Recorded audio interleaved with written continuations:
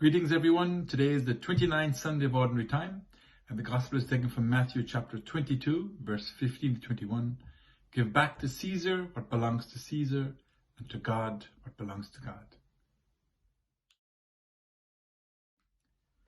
It's always said that in polite company we should avoid speaking about two subjects, politics and religion, and today's Gospel speaks about both. Today's Gospel gives us an example of how hate and anger and even jealousy sometimes can bring us together more as a group than love and charity should. We see today the Pharisees and Herodians who never speak to each other, ever. An unholy alliance is created out of anger and hate and jealousy of Jesus. This is called the scapegoat mechanism, where we come together socially in a group that we have nothing really in common because of hatred and jealousy and anger for a particular person in the community.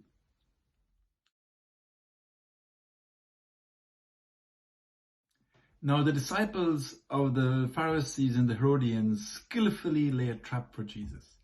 And interestingly enough, they start off by flattery. Beware of flattery. In Ireland, we say there's two kinds of flattery. There's baloney and there's blarney. Now, baloney, as Fulton Sheen used to say, is flattery laid on so thick it cannot be true. You just don't believe it. But baloney is flattery laid on so thin you love it. Now they lay this trap by asking a very clever question. Is it lawful to pay taxes to Caesar or not? And either or answer they're looking for. Not a both and, which Jesus will give them, kind of outsmarts them. But Jesus is in a bind here, because if he says yes, he will be seen as being disloyal to the Jewish people and offending the religious authorities, which are the Pharisees. And if he says no, then he will be seen as guilty of fermenting rebellion against Rome. And so he will offend the Herodians, who are here present, the political authorities. Now, Jesus deftly escapes this trap by giving us one of the most famous one-liners in the New Testament. I think a little Roman context and biblical context and cultural context will help us a lot to understand the beauty and cleverness, but also the depth of the answer that Jesus gives. So Jesus asked them for a denarius. It's a small coin that was used to pay taxes back in the day. And notice Jesus doesn't have one. He asks them to have one. So it means they have one, which means they're in cahoots, they're in business, they're in the system, so to speak. And on this denarius, there was an effigy of Caesar Augustus. Now, on this coin were two things that would have offended normally a good Jewish Pharisee or good Jewish person. There was a graven image, which was forbidden, but also Caesar on this coin was claiming that he was the Son of God. That is why they had money changers, if you hear Jesus in the Gospel speaking about that, in the temple, because they could not have a graven image within the precincts of the temple. But of course, in this Gospel, they're in the temple area and they have this, so it's kind of like awkward. So Jesus asks them, whose image is on this? And of course, they're obliged to say Caesar's.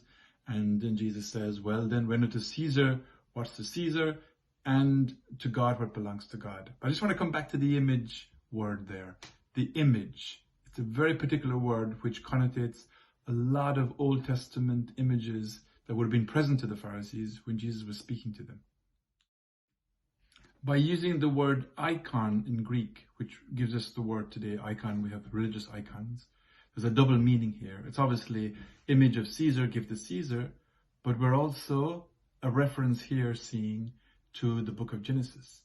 And the book of Genesis chapter 1, verse 26, 27, where we are made in the likeness and image of God, and that's who we are. By using the exact same word that's used in the book of Genesis, we're made in the image and likeness of God here, Jesus is reminding them who they really belong to and whose image they are really made in, and who they need to give homage and respect and time and energy and adoration to, God himself. So what Jesus is essentially saying to the Pharisees in response is, you can give your money to Caesar, but you need to give your life, yourself, to God. Jesus is showing them that they have forsaken their true image.